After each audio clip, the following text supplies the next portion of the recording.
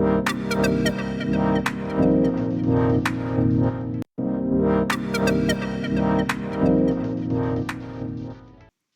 everyone, and welcome to today's episode of the Alumni Spotlight podcast.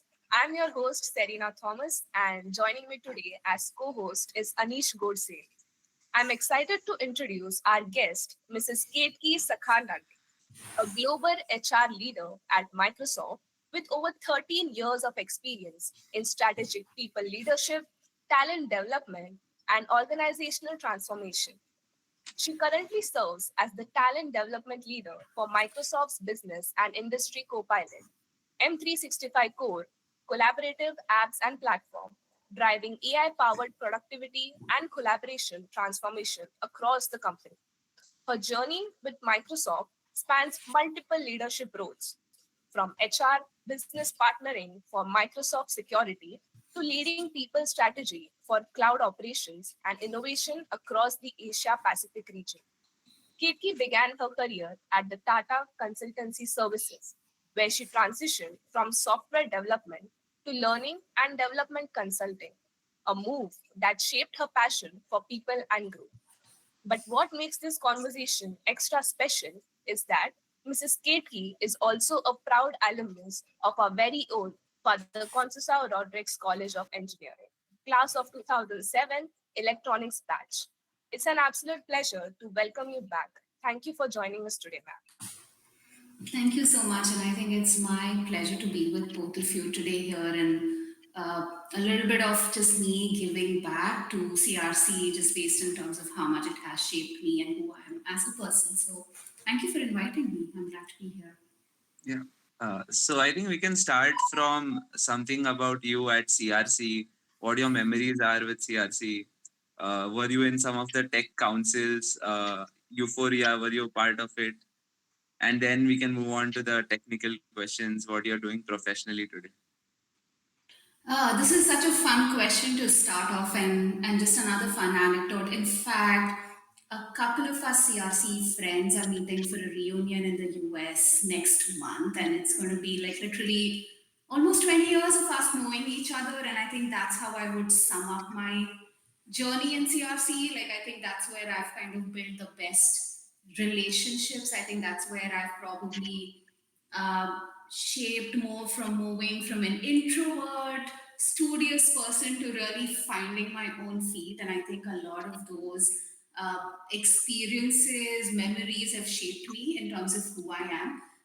And Anish, going back to your question, in fact, I do have some fond memories, including Euphoria. We still do have some of our dance videos, so we were this proud have to win in dance every year kind of a thing. And I think one of the other key moments for me was also in one of the year being part of the organizing committee for the Father Conceição Rodrigues debate. And I think I don't know if it still continues, but I think that's also where it was a newer experience of how do you kind of manage something at that scale, and so some of those learnings in addition to, of course, like the studies and the technical stuff, but I think those are some fun things that I remember.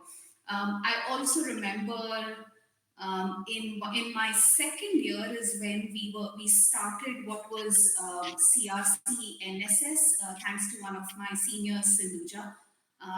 And this was also an opportunity for us to kind of give back in a different way, and helping hone some of those leadership skills in the process. So I would probably summarize it as getting into newer zones, getting out of my comfort zone, finding my best friends and the best relationships I've built so far, and leveraging all of that to shape who I am today. Great, great.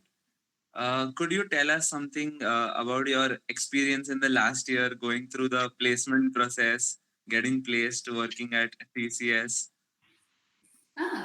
That's an interesting one, and it feels such a distant memory right now. But I think what I remember was, and I don't know if it's the same now, but it was like this placement process where we would have a bunch of the typical ITES organizations. And I remember my year, TCS almost hired around 90 of us, if I remember. But I think the interview is literally a blur. I remember like waiting in our classroom for the longest time and then just being asked probably 2 or 3 questions that had nothing to do with what we had learned in the 4 years, honestly. And then I remember like the placement coordinator coming and saying, "Yeah, 80 of you being placed." I think what's followed after that, and which was in terms of some of my journey starting corporate, is a very different experience, but it was interesting, and it was just like, yeah, we expected to get placed in some way. It was like that mass hiring, so you just kind of go with the flow in that sense, not knowing what you were about to get into, like what were we going to work on. All that was probably something that we were told later. Great. And was getting into HR and all of this stuff, was it your plan initially, or you picked it along the way? So, like going from, uh, sorry to interrupt. So, like going from engineering to HR, it's a different role. So, yeah, it wasn't a plan. I think it was a combination of maybe serendipity, maybe me finding a path that I thought I would like versus being in a path that I clearly knew I was not liking, which was like staying in TCS in the com science field. I wasn't playing to my strengths. I wasn't liking the work. And so when I joined TCS, almost like I would say a year into a role, I started kind of getting a flavor of what it means to be a computer science engineer in an ITES company. And I didn't even have computer engineering background. I was from electronics. And I realized I was okay at it. I wasn't great at it. And so I wasn't really even getting the energy. But as part of your corporate life, right, like you start experiencing different things. And one of my exposure in TCS was around uh, interacting with the learning and development team there. And so I started kind of being more involved there. I was facilitating trainings in addition to my role. Um, and I thought, yeah, this is great. Like this is maybe something I could move into. It felt as if I was taking a risk, of course, leaving like a lucrative computer science engineering path. And when you're at that age, you realize you probably just think there's one path, which is not the truth that I realize now. And so I asked for a role change, and I went through the interviews. Thankfully, everything aligned, and they gave me the role. And the next 9 months I was in the role were probably the best days of my life in TCS. And I felt I was thriving. I felt I was like truly playing through my strengths. I felt I was learning. I felt I had a voice. Like I was just not another member. Um, and then I also realized that this is probably, just one piece of the puzzle that I'm barely scratching. Like human resources is huge. And so I had been at that crossroad of should I do my master's or should I do an MBA? And this gave me that clear direction of yes, like this is where I feel I have a lot more energy, where I see my potential in my career that I could see myself growing into, and hence preparing for an MBA in the direction of specifically looking at colleges that would be great at HR, etc., was like my goal. So I kind of went down that path, and thankfully, Tata Institute of Social Sciences happened.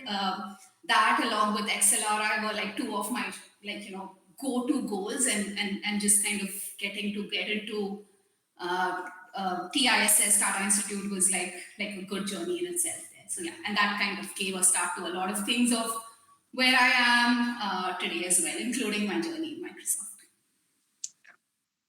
so you started doing engineering, and right now you are into HR. So, do you think there is some skill which you learned at CRCE that is still helpful? Because engineering turns out to be a kind of an introvert thing, and then going into HR and into the global companies, uh, picking up skills like leadership, communication, that's different. Yeah, I think certainly, I think although I would say probably the set of technical skills feel different, yet I would say, for example, if I have to think of the way I need to have a solution mindset, which an engineer needs to have as well, right? Or the way you as an engineer think of ambiguous problems and then kind of think of clarity around those. That's exactly what I need to do. I think, or how you navigate through complex situations. Ultimately, there's still engineers are also still people at the end of the day. So it's also how do you kind of navigate through a lot of that. I think some of those have been like learnings that I've kind of taken through the CRC journeys of participating in a lot of the extracurricular activities, be it sports or the NSS or even dance. And I think that's kind of taken me along. And of course, I've continued to hone a lot more specific skills along the way. But I think there's always that connection. And I do sometimes joke with my leaders that I support here is that hey, I can come back to engineering because I still have those little bit of chops. Of course, it's a big learning curve, but and they are like, yeah, anytime you want. So I think there's those fungible set of skills for sure on the way that we pick along. Yeah. So I think summing up this section, one piece of advice you could give to your younger self at CRC, or maybe the kids at CRC right now, maybe professionally, maybe personal, something. That's a good one. I would say don't hesitate to try out new things. You never know what that would open up for you, uh, and I think enjoy life. Like yes, do studies, but do dabble into a lot of these different opportunities that you truly get to hone your leadership skills. I think that really helps set you up for success because the world outside is very different. So get out of that cushioned, protective world that you may experience and really yeah, like it's okay to be out of your comfort zone in that sense. Yeah, great. So moving on to the next segment, we'll discuss about your early journey and background, right? So when you transitioned from being a software developer to getting into consulting, what were some of your first roles and what did you learn in your early career that you carry with you till date? So my Microsoft journey from TIS has actually started with me interning in Microsoft, and I think one of the biggest learnings for me was in that direction was what does it mean to step into a very different corporate life. I think TCS still had a very different sheltered experience in that sense, but I think Microsoft was where I truly experience what it means to kind of lead in this corporate life. And I think and so when I kind of took on some of my initial roles, I did start in recruiting and then kind of followed it through as an HR business partner for the some of the engineering organizations, right? And that required me to really up level my own game in terms of how I was working with very, very senior leaders, right? And you're in a room with probably the most smartest, intelligent people on the planet building these products. And so, how do you make sure you still have a voice in the room? So, I think some of my early learnings there was.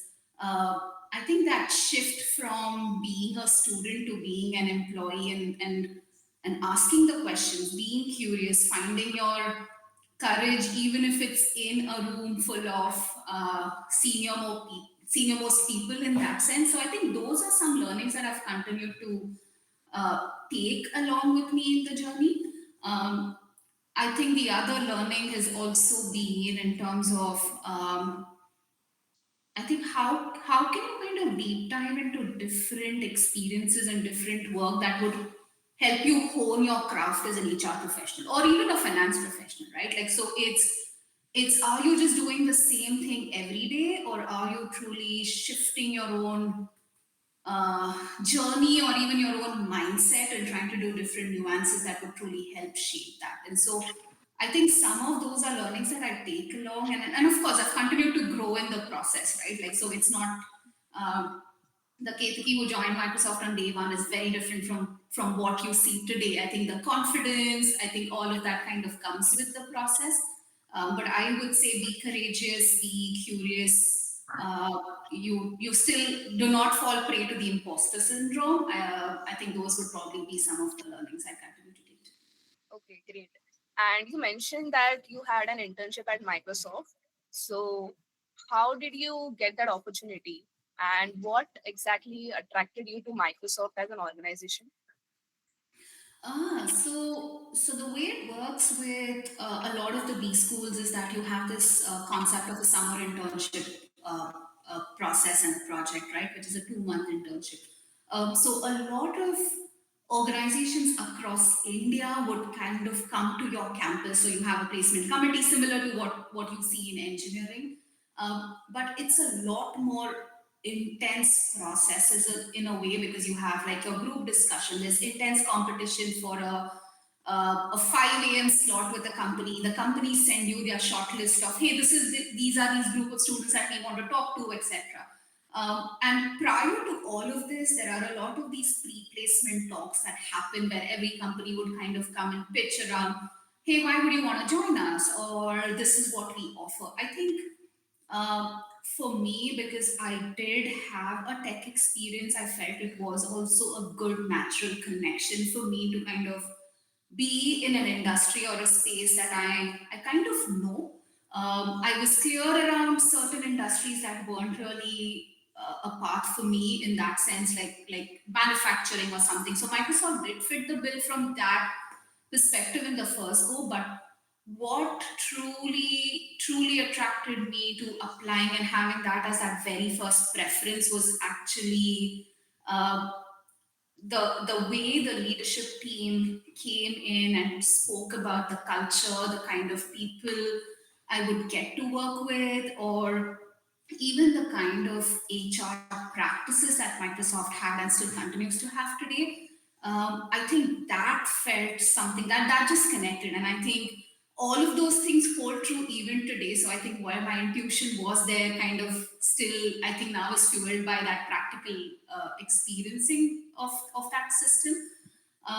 And so that's I think all of that were probably reasons that I had it on top of my list. I wasn't sure if I would even be shortlisted because there was a little bit of that where companies preferred fresh out of campus grads, and I had some experience, so I wasn't the natural first preference, but Microsoft wasn't also looking at that.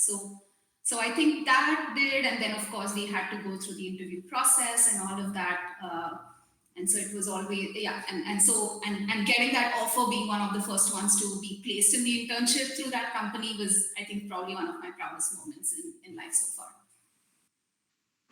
So at Microsoft, you are described as a global HR lead. So can you share what the role encompasses? Absolutely. And before I explain that, I also wanted to do a little bit of uh, myth busting around HR. I don't think we got to kind of capture that or cover that early on. So, and especially for, I think because CRC is in India, so I'm also kind of giving that Indian context. HR is often seen as this, it's a big subject for memes or jokes, and there's this perception about HR being someone who would do those rangoli competitions or organize your annual parties, or they are like your policy police, if I may call, where they are the ones you need to take permission if you want to kind of take a holiday. HR is not that. HR is so much more than that. I have never experienced any of that in my 13 years, including in TCS, right? And so, if I had to kind of take a step back and give a metaphor of what I see HR as in mature systems like Microsoft, I think it's think of it as an operating system that in the back end powers your apps and powers your processes behind the scenes, right? And it enables you to really run your business smoothly or help it grow. And so you don't always see a lot of the work we do. It's a lot in the back end, but it wouldn't work if we weren't there from a people perspective, right? And so let me, like, in terms of my goals, if I had to give a metaphor, imagine if you were leading a productivity business, which Microsoft is, and that's the one of the organizations that I support as an HR partner. Um, what does it take for a business like that to succeed, right? Like, so it's not just about hiring people, or if it's not just about running payroll, but think of it from a lens of ensuring, hey, do we even have the right leaders in the right place to run that business? Do we have the right structures organizationally to help you kind of grow from that 10 billion to 20 billion that you want to grow? think of it as a lens of, do we have that right culture? So and so if we had to stitch all of that together, my role as that HR partner is to partner with my business leader to enable all of that. So think of it from an example of, there's a part of my role that where I'm building these scalable programs for leadership development, helping leaders. There is a part of my role where I am sitting with a leader and helping them think around their geo strategy. Like, oh, you're in US today. Do you want to explore to a new geography? What does that look like? Do we have the talent, right? Like, so that's, and then there's also this element of, do we have, like, what are the skills, what are the learnings, what are the capabilities that you need to kind of build? So and doing it all of this in a way that's supporting the business kind of meet their goals. So I would probably call my role in a nutshell, like, it's of course I don't do all of that in like siloed as an individual, but there's of course like a broader team of other HR professionals, and I'm kind of part of that broader ecosystem. Um, but that's how I would kind of very briefly describe HR and my role in Microsoft today. Yeah, I think you explained it quite well. And if there is some kid who has just entered his fourth year and he is not clearly decided what he wants to do in life, or probably if he has decided to go into HR, so what would your advice to him be, like to how to choose what to do, or probably just go where the way takes you? Uh, I think couple of things, right? Like if they've already kind of made a decision that they are moving in HR, I think I would probably pivot more around what would make them a successful HR professional, right? Like, and so I think a couple of things that I can think in that direction is one, um, do you know the business? I think that's probably a number one thing that I would add, is having that business acumen to understand truly what is your company doing, how are they doing it, where do they need to go, what's keeping your leadership awake at night, like what are those big problems. So kind of connecting all of that, and then kind of thinking around, how can I connect the dots across the employee life cycle from the time we hire them to the time if they need to leave? Uh, what are those moments and touch points that you're touching their life at every moment, and what would that look like? And if you have energy to kind of shape lives and shape careers, yes, then that's yours. It also comes with it's not a happy job. I think a large part of, again, going back to, it's just not about the Rangoli competitions, right? It is about difficult conversations, it's about managing chaos, it's about constantly context switching every 30 minutes. Like, I could be on an employee issue and I have a leader pinging me around something else, and then I'm like, oh, now I need to think about this big program that I need to drive, right? Like, so if that gives you energy, if you're able to kind of do all of that and you're still able to keep both people and business at the center of what you do, HR is the role for you. I think that's how I would put it, in terms of if someone is at a point where they're not sure, and also for someone who's just starting new in their career. And like you mentioned, right, it's not an easy job being an HR. So, what were some of the toughest challenges that you faced in your HR career so far, and how did you probably navigate through all of it? Interesting. I mean, I can't think of like one challenge, but I think broadly, um, I think where I see like a theme and a thread across the challenges is especially being at points when you have to influence leadership team, on doing the right thing for the company and for the employees. And I think those are probably some of the most difficult conversations I have had to have. Like, so think of things like layoffs, right? Not an easy conversation. Um, think of it from a lens of sometimes having to show a mirror to a leader.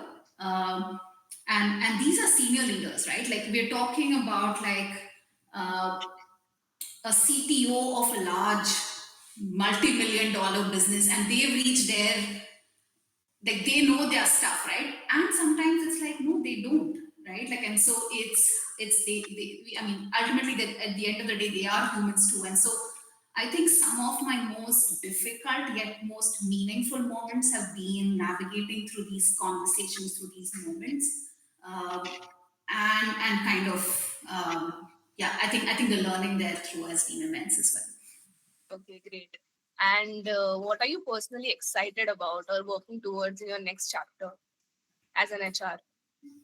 As an HR, so I think two things, right? And I think one, just broadly as we look at the function in the context of this AI transformation that the world is going through, it is nothing like I've ever experienced in my last 13 years, honestly. And I think I'm like personally, it feels like a lot of unraveling and a lot of unlearning of all the things that you've kind of collected in your pocket and that's gotten you to where you are, and now finding new ways. And I'll tell you why I see that. I think more in terms of as we're operating in this world where AI is not going to be just a tool. I think it's going to be something which is going to be a very critical fabric on how organizations function. So we're talking about things like agents and employees working side by side and a manager having both reportees and things like that, right? Or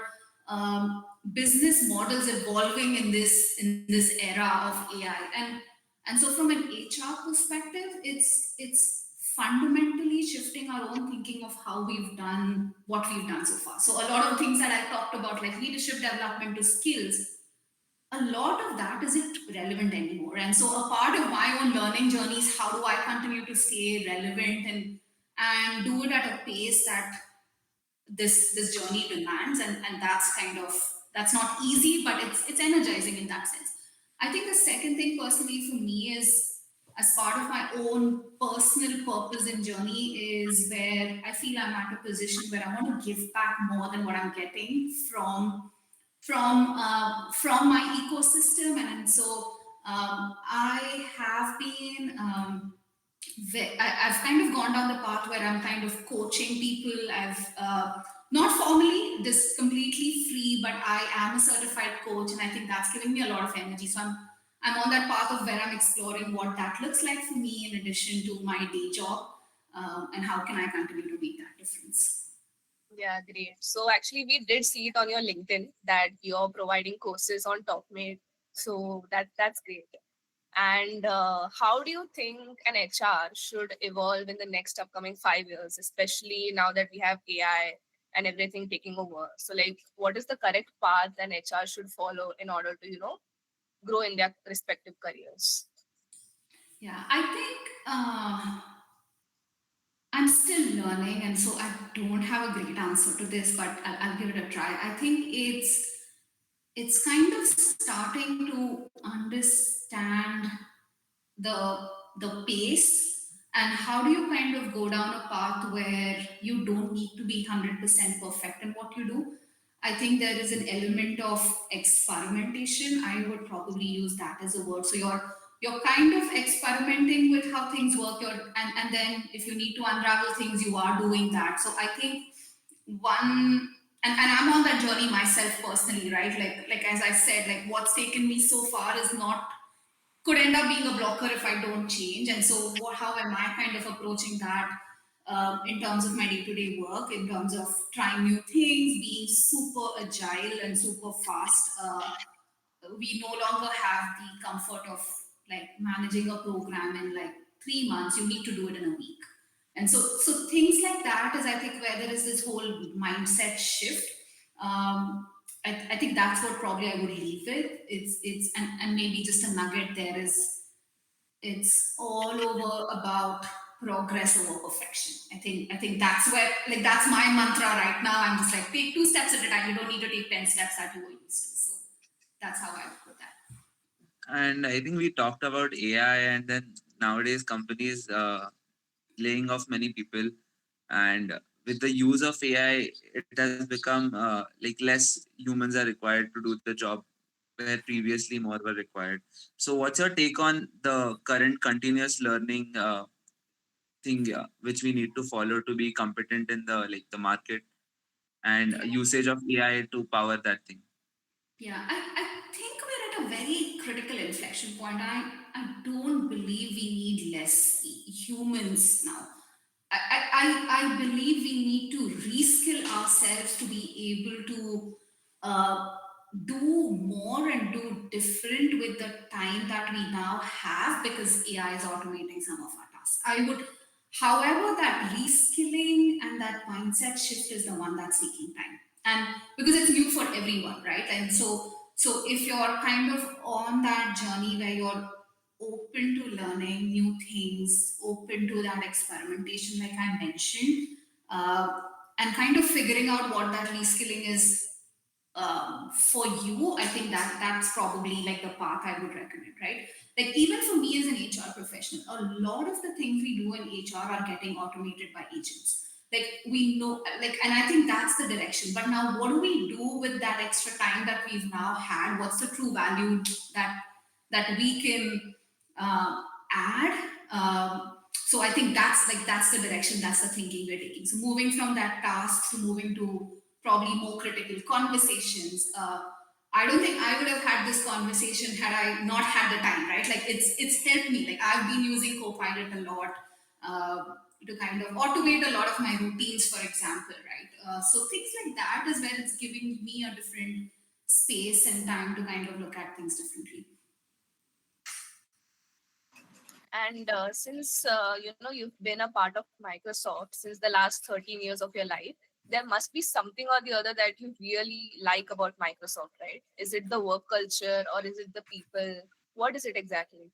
Yeah, that's yeah. So I think like in my 13 years, like every couple of years, like you get those calls from recruiters, and they're like, yeah, do you want to kind of join a company? And I kind of talk to them, and I'm like, no, I think what I've loved is one, uh, I have built.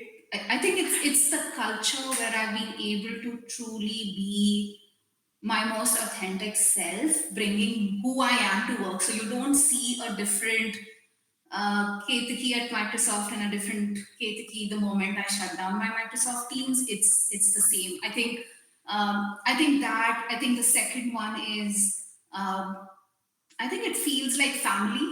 I've probably had like the best relationships, even with those who are not with the company anymore. So my set of mentors, my set of colleagues, and so that environment kind of again helps you do your best work. And third, I think just the set of experiences I've had, right? Like the moves from Hyderabad to Singapore to US across like multiple disciplines and really kind of and in conjunction to that being able to fulfill some of my dreams like travel, getting exposure to new cultures. So I don't feel my work and my life kind of feel separate in that sense. Like I think there's a connected set of my personal dreams coming to life through my journey in Microsoft. So, and of course, there have always been your ups and downs, right? Like it's never a straight, uh, linear path. But I think over and all, I feel I belong here. There's also a joke in my family. I think I'll retire here. So I don't know, but that's how I feel. I think I've never felt the need to kind of step out. Yeah. Okay, great. And is there any message that you would like to give your younger self, younger Too Ketaki? many, Yeah. so many. I'll probably stick to um, one or two. Maybe is I think um, do not hesitate to find your voice. I think no matter how senior the room, how no matter who the people are, no matter how much the dissent, continue to find your voice. And I think where I have had the courage to find my voice is where I've probably been the most successful. Um, I would probably say that.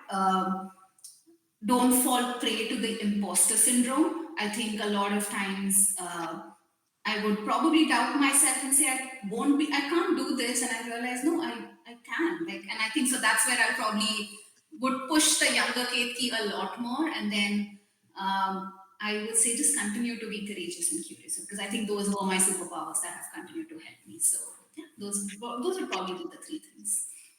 Okay, great. And is there anything you'd like to share with our audience that we haven't covered yet? Maybe a behind the scenes anecdote. Behind the scenes anecdote, I think find your no wait, hold on, I will reframe that differently because that's going to go down a different path, but I think this one's probably more powerful. You will have a work life, you will do well, but do not forget to uh, continue to stay tuned to your own passions, your interest. Work happens, life happens, but I think like all of my favorite leaders are the ones where I've seen they've had a passion outside work and they've continued to follow that. So your life doesn't need to stop if you're growing in your career. I think there is still something called as a balance as long as you're able to have that discipline. So don't let go of that love for football that you may have in CRC and you're part of the team. Hopefully continue that even after 15 years. Okay, great. And the thing about HR is that a lot of people have this misconception that there is no job or no proper career path in being an HR. So the whole point of this podcast is to let our students especially to know that, if you become an HR, it's not the end. There's more to it. So yeah, I think this does bring us to the end of the podcast. Anish, is there anything else? No, I think we can end it. Okay. So, Ketki, thank you so much for joining us today and sharing your incredible journey from your days at FRCRC and TISS to leading global people and talent initiatives at Microsoft. Your journey is truly inspiring. It's a powerful example of how curiosity, courage, and continuous learning can shape a meaningful career. We really appreciate you taking the time to reflect with us and share such honest insights. On behalf of FRCRC, I thank you once again for being here and inspiring us all. We wish you continued success and look forward to seeing the new chapters you'll create in the years ahead. Thank you. Thank you so much, and great questions. So thank you so much for continuing to do this. I'm looking forward to more podcasts with some of my other alumni. Sure.